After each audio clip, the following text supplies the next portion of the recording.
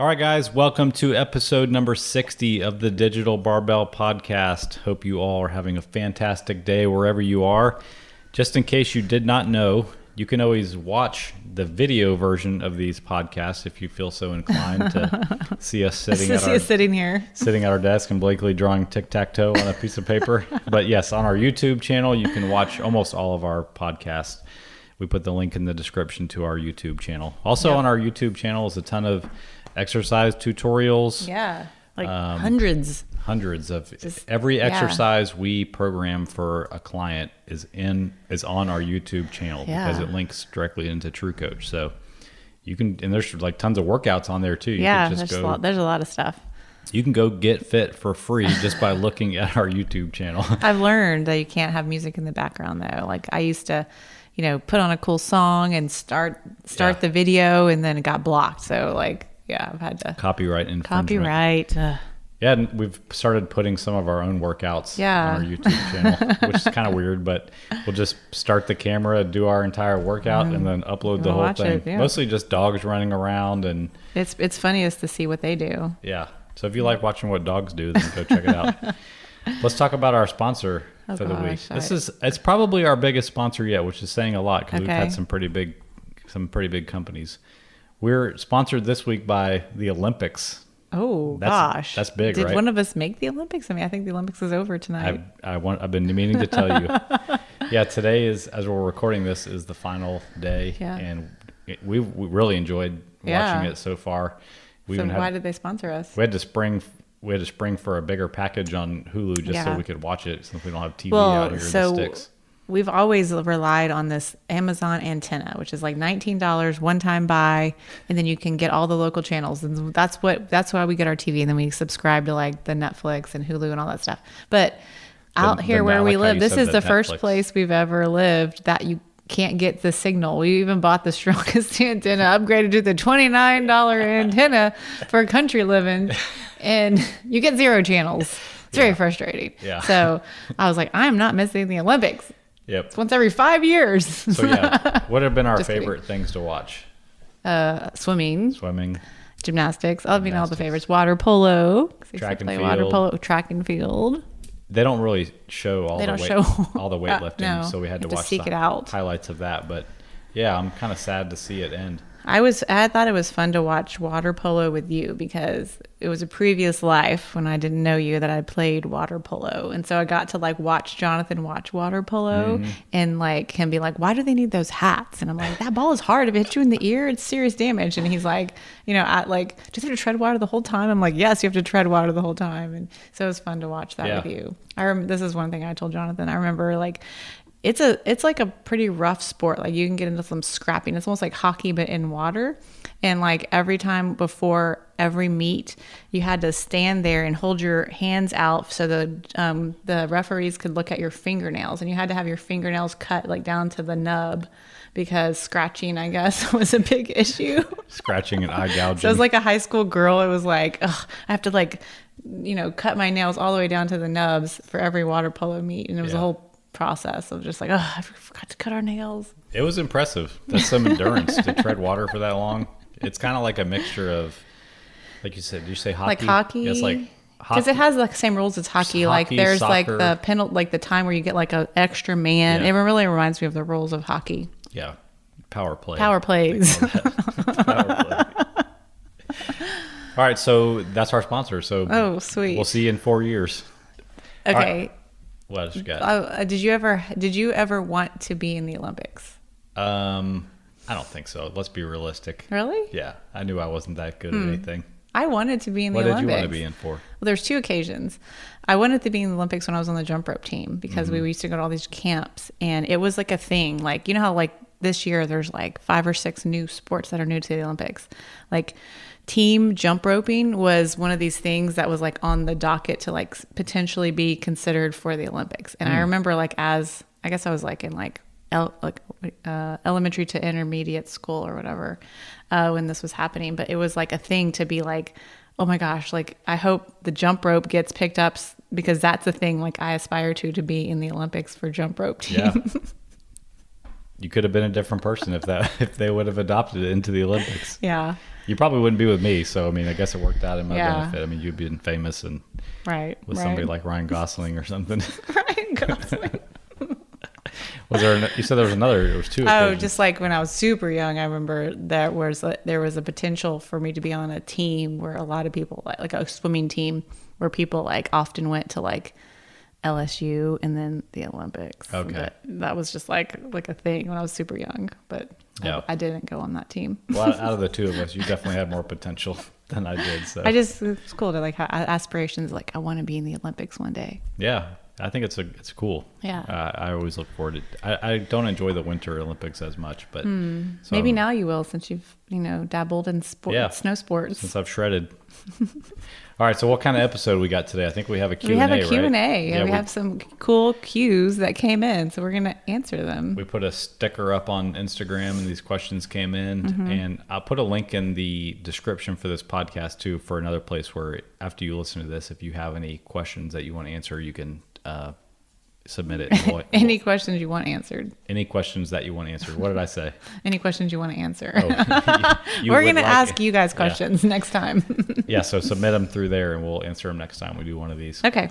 I'll ask the questions. Okay. Well, you're going to give answers Well, I'll give too, right? answers Okay. too, but I'll ask the questions. 'Cause I'm not prepared to Okay. answer all these questions. All right. Number 1, I can't find a snack bar that meets your requirements. So Jonathan has some requirements for a high protein snack bar. Do you have any recommendations? Okay, so let's talk about what the requirement is. And the reason that this is a requirement, really, it's not even a requirement. It's just a guideline to Yeah. show you whether the snack that you're eating that you think is a high protein snack is masquerading as a high carbohydrate or moderate carbohydrate, moderate fat, moderate protein snack. Like Okay. you might be getting a little bit of everything in it if you don't follow this. There's no guideline. rules to who can put the phrase protein bar on the thing. It can have 2 grams of protein or it can have 20 grams. There's no Right. rule. So you have to flip over the Yeah, back. as we learned in the episode with my sister Yeah. about they trick you. Gimmick or good. Like there's a lot of nonsense out there. So look at the nutrition label on your food and look at the grams of protein in that,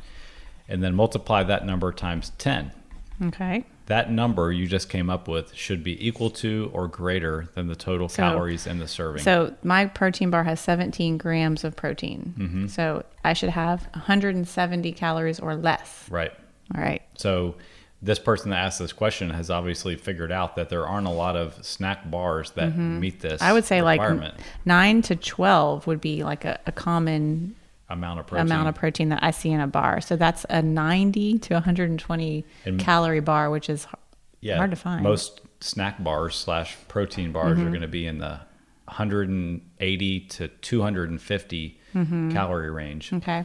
So, So what are your recommendations? so as with anything in nutrition, it's a case of like choosing the best option you have. So use that as a guideline. If you have to rely on snack bars, try to get as close as you can. There's some out there that have 18 grams of protein for 200 to 220 calories. I think Barbells, I think it's called, or maybe it's called Barbells. What? Built bars, Think bars. They come close. Okay. But let me throw another caveat out there. You got to watch for these bars these days because they're pumping tons of fiber and they're pumping tons of sugar alcohol into them as the sweetener. And I don't want to get into the whole thing, but the thinking is that not all the calories from insoluble fiber and not all the calories from sugar alcohol are absorbed. Some of them ferment in the colon. Therefore, these food companies are subtracting out all the grams of sugar, alcohol, and fiber out of the carbohydrates before they calculate the calories. So Some of those things that they put in can hurt your stomach. Like I know there are some of those bars that have a high content Sugar of the sugar alcohol that hurt my stomach. yeah, I want to say the Think bar has like 9 or 10 grams. And it's pretty rare that I'll see somebody be able to eat more than 20 grams of sugar alcohol in a day and not have some kind of stomach problem. So How many grams? 20 per day. If you get over that, most people are going to have some kind of digestive stuff going on. So as with anything, read the label, look for those two things to make sure that they're not really manipulating the calories. Yeah. So bringing up the fact that most snack bars don't fit the high protein rule is really just a point to bring up that relying on prepackaged processed foods overall in your diet is tough. Like it's hard to reach your goals if you rely on those things a lot. So can you think of one or two snacks that someone could bring? Like say they're like, they want to be on the go, like they're going to work or something. And this is when they normally bring a snack bar. What could they bring with them? So the main thing is if you want to meet the high protein goal for your snack, and the reason we keep talking about the high protein goal is because one of the first things that we identify in most people that we work with in their nutrition is that they could use some help in the protein department. And one of the easiest ways to do that is by adding a snack or two into the day just to boost the overall total up. Plus it usually takes the place of a snack that maybe is holding them back also. So it's kind of a double whammy. So instead of a snack bar, you're going to pack you're going to have to get some kind of like insulated cooler bag, and or just stop at a convenience store, get something like a Fairlife Core Power shake, a Premier protein shake. Those will definitely meet the high protein rule. What about like a Icelandic or Greek yogurt or something? Pretty much any like 2% or lower Greek or Icelandic yogurt is going to fit the rule. A cottage cheese is, and now cottage cheese is available in single serving packs also. Or even making like a little this is like some prep work if you have some pre-made food already, but 2 or 3 ounces of chicken and a handful of like cherry tomatoes and then a few nuts. That's a great snack that just takes some planning to have all those things in like baggies and places to store them. The Star-Kissed Tuna Creations packs all meet the high protein rule. They don't have to be refrigerated. I think some would come with a fork also. They do. They're available in like 3,000 different flavors. And then for sure, any kind of low or no sugar beef jerky or meat based bar is going to be really close on meeting the high protein rule. Just be careful of the really non-lean meats like pork or bacon based meat bars, because those could be potentially really high in fat. A little greasy too. A little greasy on the tongue also. That's pretty much what I want to say about that. We killed that one. Killed it. Question 1 done. Mark it off. Okay. Just for the people watching the video, we're emphasizing the mark I off. like this question. Who's better? These people know us. Who's better at pressure washing, Jonathan or Blakely? Sometimes I like to put videos of you pressure washing in the Instagram story. I love to pressure wash. If we were actually having a pressure wash contest, like Jonathan doesn't pressure wash. If there's a pressure washing situation, not that you don't, just like I like to pressure wash. It's like something I like to do. Honestly, he would probably be better at it. He's more of like a detail oriented dude. I'm like, let's just get it done. Let's get it done. Down and dirty. It might not be the best pressure washing job, but it's done. Let's just say this, let's picture like a piece of wood that's been painted. Okay. And the paint is kind of starting to flake off a little bit, and you want to pressure wash it, but you don't want to keep messing up the paint. You're more the person that when you finish with that thing, there ain't going to be a speck of paint left on that thing, because you're going to be like, oh well, I got it done. Let's get it done. Let's get it done fast. And I'll be like, okay, here's the nozzle we need to use. Here's how far away we need to stand. I'm not going to take all that time to set it up. You ain't got time for that. No, let's just get it done. Yeah. So he's probably better at detailed pressure washing. I pressure wash more. I enjoy pressure washing. There's something just like therapeutic about it, like where you could just like, you see a piece of dirty concrete, you see a piece of clean concrete, and woo. Yeah, it's nice. It's instant gratification. In a world of delayed gratification, it is instant gratification. Yeah. There's something else like that you like to do that I don't. I can't remember right now. Well, you like painting. Oh, I don't like painting. I'm not good at painting or like window clean. You like the idea of having something a different color. No, I don't like painting. All right, that one's done. Okay. So I'm surprised to hear you say that. I'm a better pressure washer, but I'll take it. Well, you've never pressure washed, so that is so not true. In an ideal world, you'd probably be a better pressure washer. Yeah. If you pressure washed ever. All right. We'll agree to agree. Okay. Have you ever hired a coach? Yeah. Me or you? Definitely. I think that's the question. Yeah, we both have. On different occasions. I'm finishing up nutrition coaching with a nutrition coach that I hired to lead me through my cut over the last 3 months. So for sure. And you have like another half month or so. Yeah. Getting close. Okay. So yeah, for sure. And we've hired a business coach. We have a business coach right now. There's a lot of different benefits to a coach. number one, they can help you come up with a plan Mm-hmm. to reach your goal. They can teach you new things that you may not even know, Mm-hmm. and they'll hold you accountable, whereas you might not hold yourself accountable to the same goals. Yeah. So yes, we absolutely hire coaches, and we probably wouldn't be. Oh, well, actually, I know our business would not be where we are now had we not hired a coach as Yeah. we transitioned to an online business. Yeah. It's a totally new ballgame. And I guarantee you also, back in May when I hired a nutrition coach, I would not have finished my cut had I not been paying for the accountability and the guidance leading up to my Yeah. birthday too. I would Yeah. have been like, close enough. Close enough. Yeah. Yeah. And now you're still going. Yeah. Yeah. So yeah, what about you? I'm laughing because my hiring a coach has a lot to do with James Hobart. If we want to go down that road. What episode was that? I'm just kidding.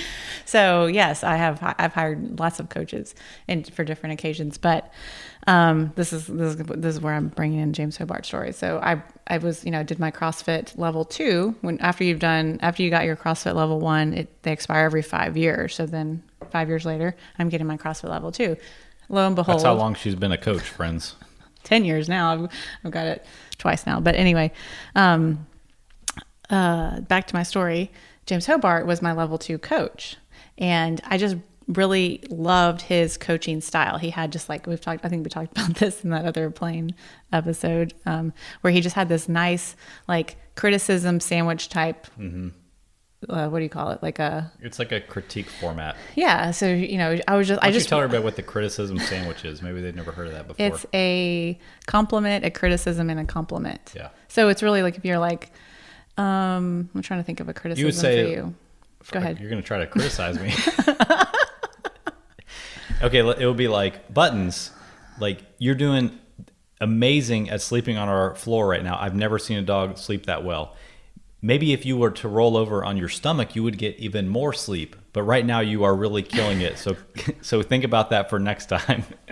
You can't see her because she's off camera, but the dog is over here sleeping on her side. Long That's a story criticism short, sandwich. he had a really cool way of coaching. He throughout these 2 days that I did my level 2. So anyway, that goes by. And then we went to a Business of Excellence seminar in Dallas, Texas, where Ben Bergeron was doing his presentation, and you came with me to that one. And I was like, whoa, what's happening right here? Like, Ben Bergeron reminds me a lot of James Hobart. And how is this happening? It's like he's like an older James Hobart. And so then I come to find out that James Hobart actually learned from Ben Bergeron. So then I'm like, huh. So He was his coach. He was his coach. So then I did two different times where I went up to Ben Bergeron's gym in CrossFit New England in Boston, Massachusetts, and did like some immersive type training where you're like spend several days at their gym, just kind of learning how the gym runs. This was both before I opened the gym, and then again once I had already opened the gym, just to learn how to like run a gym, coach the clients, everything. Yeah. So that was just how to be a better coach. Yeah, that was just a great experience. And then I think one of the best things I ever did for my coaching, and I remember people, like when I returned from this, people were like, "You're different." As I went to a coaching, like it was like a week-long coaching clinic at Reebok headquarters in Boston, Massachusetts. And you were like a coach at the gym. You cleaned the gym. You were like working for that gym for a week, but it was like, what? Well, it was at Reebok headquarters, Yeah. but the thing about that was that Reebok had a CrossFit affiliate in their headquarters that all the employees worked at. Yeah, so this was like the headquarters of Reebok where they actually made the shoes and the clothes and everything, like the business offices. Yeah. And so they had a CrossFit gym just dedicated to their employees, which was like 500 members strong, like just the CrossFit gym. The coaching staff at that gym / headquarters was like top level coaches that were on seminar staff of CrossFit across the board. So it was probably the hardest thing I've ever done and the most beneficial thing I've ever done for my coaching. I still use a lot of the things I learned there today, but as things come around, James Hobart was a coach at that gym at that time. I did not know that when I signed up for that. Yeah, but he was also a coach in that gym. So I got to experience like me coaching a class with him as my assistant coach, which was really cool. Yeah.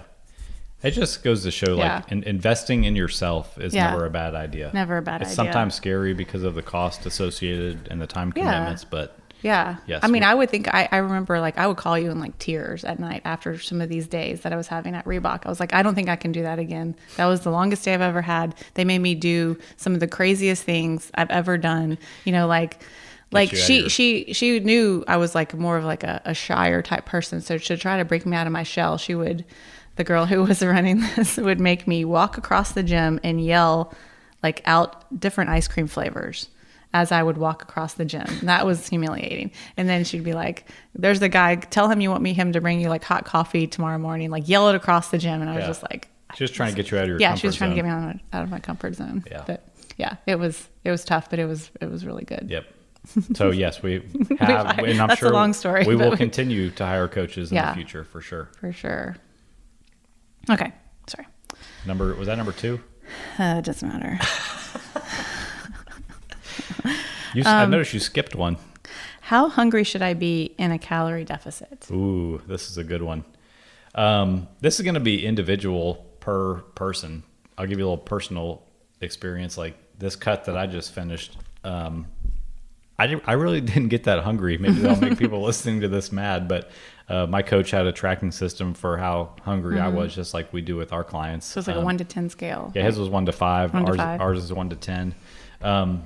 So it's going to be person to person dependent. Right. And a lot of it falls back on what are your overall nutrition habits. If you eat a lot of high calorie processed foods, then you're going to be more hungry during a calorie deficit because you're eating foods that take up less room in your stomach. So as your stomach empties, all the physiological triggers that tell you you're hungry are going to start kicking in. But I tend to eat a lot of unprocessed, nutrient dense foods that keep me full, high in fiber, just high volume food. So I didn't experience a lot of hunger in my cut, but I think that's something we work on with our clients too, so that hunger doesn't become an issue as they continue in their calorie deficit / fat loss phase. I think another piece of this is that like over time you just eating more food, and so that your calorie deficit wasn't a big deal. Yeah, that's part of it. I mean, it's still a deficit, but yeah, somebody who's eating 1,500 calories and maintaining their weight, and they have to cut down to 12 or 1,300 to lose weight, that's not a lot of food. They're going to experience more hunger than so you were eating me using 2,100 calories per day. That was your deficit? 21 was my deficit. Yeah, so that's still a lot of food, that's especially a lot if of it's food. High volume, nutritious, high fiber food. So anyway, I would say in general, thinking about things in a 1 to 10 scale. 1 is like you don't think about food at all during the day, and 10 is all you think about is food, and your stomach is constantly growling. You should routinely be somewhere in the 5 to 7 range when you're in enough of a calorie deficit to drive fat loss. As you are more consistently up in the 7 ranking on the 1 to 10 scale, then it's time to start looking at doing something like a refeed or a diet break where you spend a couple days at a higher calorie intake for overall psychological compliance and to make sure that your metabolism isn't adapting to those lower calories. Right. But like we've said in other episodes, unfortunately, hunger cues are a signal that you're in a calorie deficit. I have a client right now that she's lost 35 pounds and never logged a single thing in MyFitnessPal. We've only worked in food pictures. So I don't have an exact idea of what her calorie deficit is since we're not tracking calories, but we can still use hunger as a cue. So one of the goals on her calendar right now is to get a little bit hungry every day, and it's working. It's driving even more fat loss. So that is just a signal that what you're doing is working, unfortunately. Right. But if the longer you try to go at that, 7 and above ranking, the more likely you are just to give up on your diet altogether and be like, this didn't work, I'm too hungry. So if you're constantly over a 7, either your calorie deficit is too aggressive or it's time to spend some time at maintenance calories to give yourself a reset, both mentally and physically. Okay. All right. Done. I would drop the mic, but it would make a bunch of noise. Okay. It is hot in here. It's just for y'all who don't know, we have a beautiful office here, but it's air conditioned by a window unit, which is fine. It keeps up and it keeps it nice and cool in here, but it is loud. We can't have it on when we record these episodes, we got to turn it off. It's it's a race against the clock. It's the evening, so it's been the office has been baking in the sun. Yeah. So we'll talk fast. Okay. Will Olympic lifting, as seen in the Olympics, ever come to digital barbell? Why don't we tell people what Olympic lifting is, because they might not even know. The clean and jerk and the snatch. That's right. So when you see the weightlifting, when you see the word weightlifting, all is one word.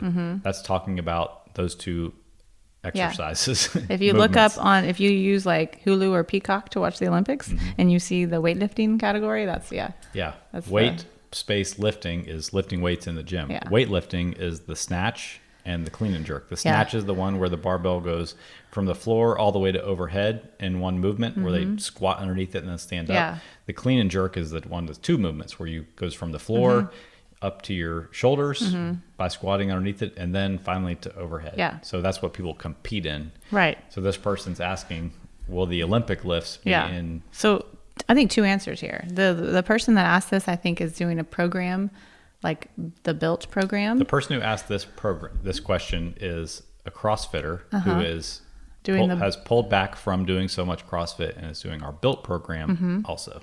So the Built program is a dedicated strength program. So we did not put any Olympic lifting in that program because it's a dedicated strength program. And so we're focusing on the squat, the deadlift, the press, the bench press, and all the accessory movements. That's right. We do Olympic lifting in our body 2.0 program. So after you've done the body program, you can roll into like the 2.0 ongoing, and that's where we've done cleans mainly. Even with dumbbells. Even with dumbbells, yes. And snatches. We do the dumbbell snatch. I haven't really programmed any barbell snatches, I think. So so two answers. It's already at Digital Barbell, and yes. It's coming and it's already here. There will be more in the future, and it's already there. And it's already there. All right.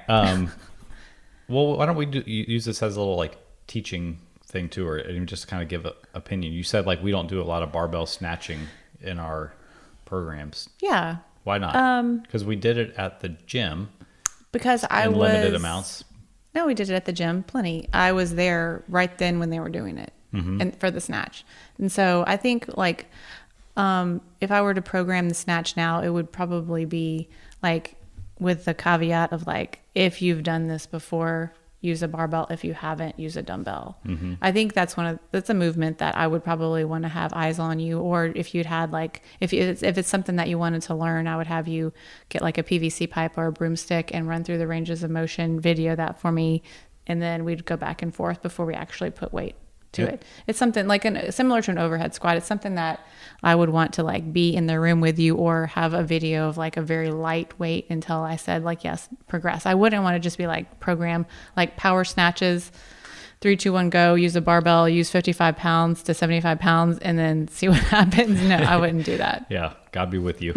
And the reason is it's a complicated movement. Yeah. It's the fastest lift we do. Yeah. And there's more potential for injury than some other exercises. Yeah, but there's nothing wrong with doing it. Not at all. If you're skilled in doing it, there's nothing wrong with doing it, and it's a fantastic movement. But it's just like something I would want to have eyes on you before in the room with you, or have some videos of you doing it at a very light weight. It just comes down to you having everybody's best interest in mind. Yeah. But cleans, I'm all for that, because I really do believe like that's why we do program cleans, because how are you if you think of a clean is like getting the weight from the ground to your shoulders.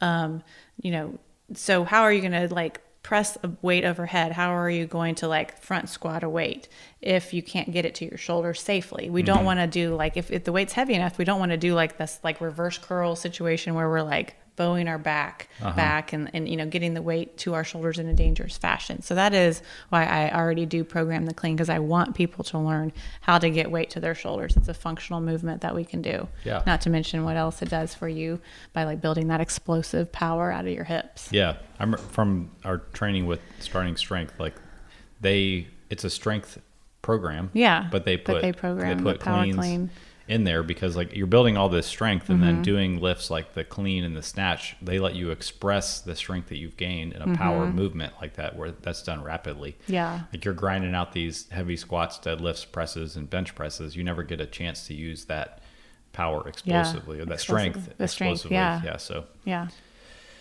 So All there right. you go. Hope Yes. that makes sense. If that didn't answer your question, send us a message. All right.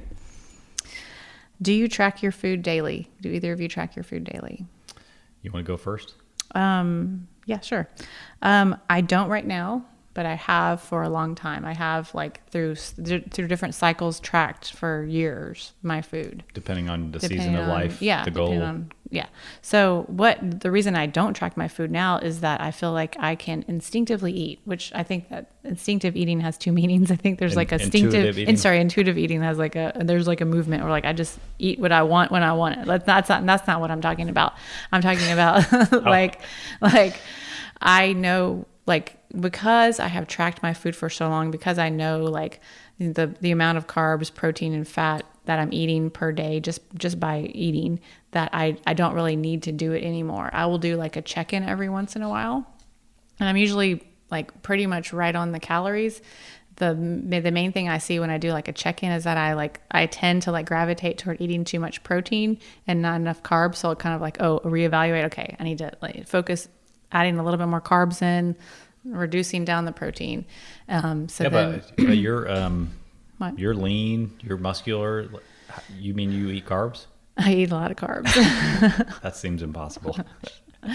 Anyway, so I think that tracking your food is very important because it's like it's a piece of education that like can be freeing. Like right now, where I don't have to track my food because I already kind of know what I'm eating, and I'm eating like a balanced diet. What? Before I tell you what I do, as you were saying that, I was picturing like a wave where like you start out at the bottom and you build these habits that are just the fundamental healthy habits. Now you're here, right? And then as you go up this wave, now you're tracking macros and you're getting really specific as you have the underlying habits in place. And which can be like, quote, annoying sometimes. Yeah. Like you're like, I have to figure out this out, dude. Food Tetris, like yeah. And maybe that amount of time is different for everybody because it's really easy it's easier to reach a goal when you're being really specific. But so now you went through the habit stage, you were really specific and detailed and focused for a period of time. And now because you have the habits and all that knowledge you got in the tracking phase, you can fall back on the habits, let go of the tracking, and you're pretty darn close. Think of it like this. You start out as like a baby, an infant. You start to learn how to talk. And then all of a sudden they want you to learn how to read. So it's, that's frustrating. Like they want me to read all these words. They want me to learn the alphabet. They want me to like put it all together, like learn what a consonant is and a vowel and all the rules. Yeah. When to use an exclamation point. It's frustrating. It's so frustrating. I hate this part, but I did it. Now I can read. Yeah. That's the same thing. It's like going through that process. It's frustrating. It could be a long road.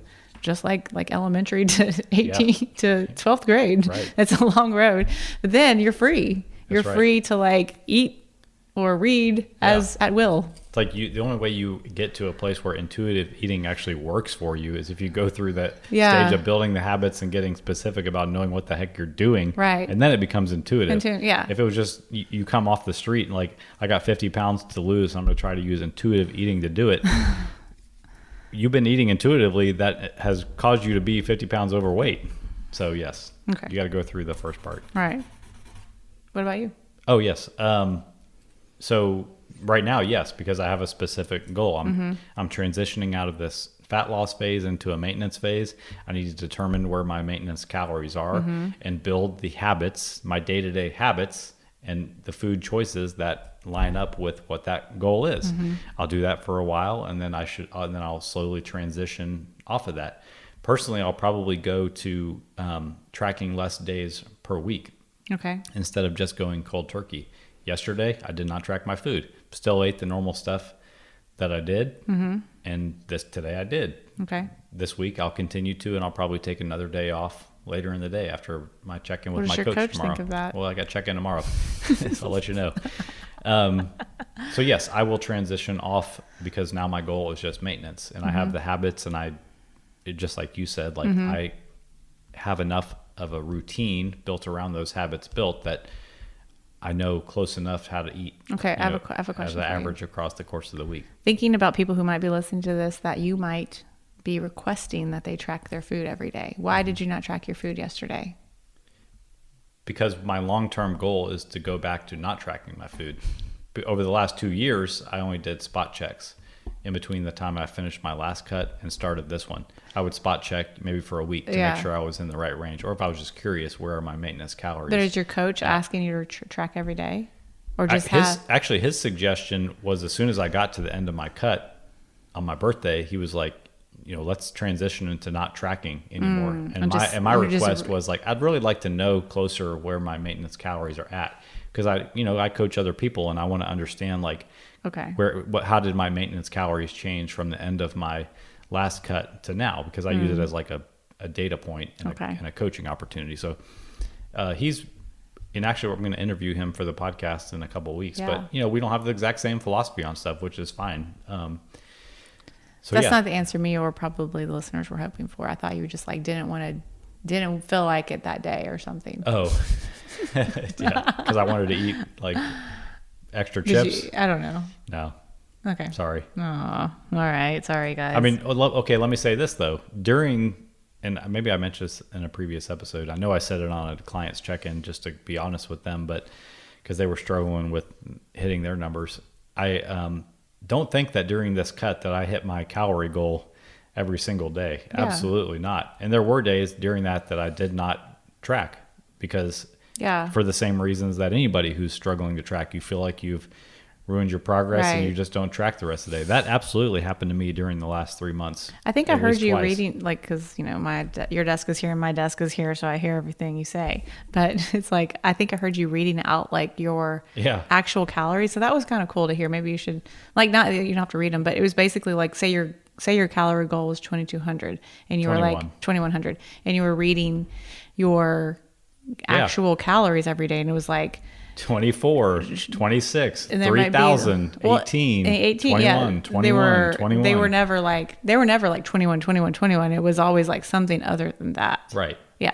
Yeah. So that was cool to hear, like, as probably a client being like, it's not like exactly 2,100 calories. You were like trying to get in the ballpark. Yeah. There's nothing magic that happens at the exact number, because your maintenance calories are a range anyway, or even your deficit calories are a range. Yeah. Nobody burns the exact same number of calories every day. Trying to overanalyze it like that will drive you nuts. Right. You just need to make sure that you're paying enough attention to get close, and that you don't fall into that trap, very many days during the time you're trying to work on your goal.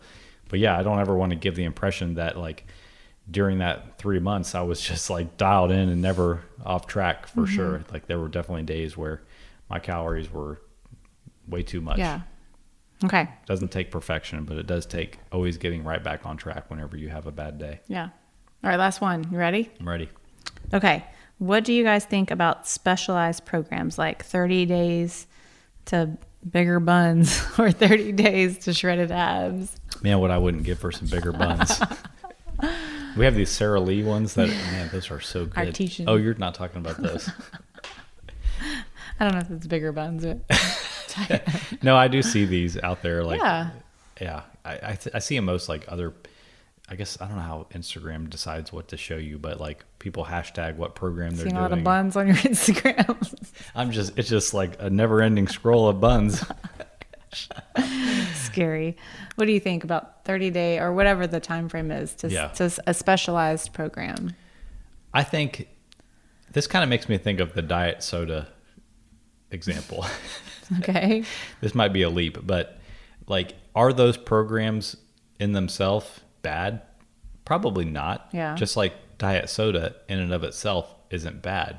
But if you're the kind of person who does those kind of programs, it might be an indication that you're not focusing on the fundamentals that you really should be focusing on. Just like if you're drinking 12 diet sodas per day, that's probably not going to affect your health, but it's probably a pretty big indication that the rest of your nutrition and habits stink also. So my overall thought is your time would probably be better spent focusing on a well-structured, well-periodized program that has the fundamentals built into digital barbell. That you would be better off doing digital barbell than jumping from one of these kind of like arms-focused, ab-focused, butt-focused. I think you can have it all. Like I think that's why I think like I think you can have it all. I think you can work on your glutes. I think you can work on your abs. I think you can work on your biceps. I think you can work on conditioning. I think you can work on your overall strength in one program. Yeah. And if you went to digitalbarbell.com, that's where they have those programs. But I mean, that is the goal, right? Yeah. I mean, like, we're not training bodybuilders that only need to look a certain way. It doesn't matter how fit they are. And we're not training people who are just trying to be have the highest VO2 max possible, regardless of what their health and aesthetic is. Yeah. Also, we're trying to build the entire package here. You know what? And that's possible. This is so. As we've been watching the Olympics, it's been interesting to watch different body types, because the Olympics is all about specializing in your field. So the runners have a certain look, the weightlifters have a certain look. I mean, they have different weight classes. Like the swimmers have a certain look. Every sport has a certain look. And if you look at that sport, all those people pretty much have the same like body type, because that's what it takes to specialize in that sport. Mm-hmm. So we don't specialize. I mean, this is right out of this is like stealing from CrossFit, specialize and not specializing. But that's the thing, is like you can have it all. You can have like a strong posterior chain or butt, you can have defined abs, you can have toned arms, you can have a good level of conditioning, you can have a good level of strength, all in one workout program. Right. Because what do you do after 30 days of toned abs? Like, you would be ignoring everything else. And like, are your abs going to like look different? First thing you realize is that doing a program for your abs should really be miserable. Focused on your nutrition. Yeah. But I mean, I would think it'd be miserable. But what do you do after those 30 days? You've kind of like lost some progress in something else too. Yeah, that's a good point. Like, let's say you do a 60-day glute program, and then you finish that, and like you've neglected your other body parts that you haven't done any upper body, you haven't done any conditioning, you haven't done any abs, you've just focused on the glutes. So unless you want to just keep working on your glutes, you have to start giving some love back to everything. Yeah. Unless you have unlimited time to train and unlimited recovery resources, you're going to have to dial back on your glute training. You're probably going to lose some of the gains that you made in that 60-day glute program. Set yourself up to doing like 80 hard sets. Yeah. So I guess in summary, it's probably an indication that you're either like a program jumper, and you would be better served just to focus on something that is more balanced. And unless, to bring it back to the beginning, like every good country song does, unless you're going to the Olympics and you need to specialize for some reason. Yeah, there's no sprinters with small butts. You need to specialize in your glute training if you're going to be a sprinter.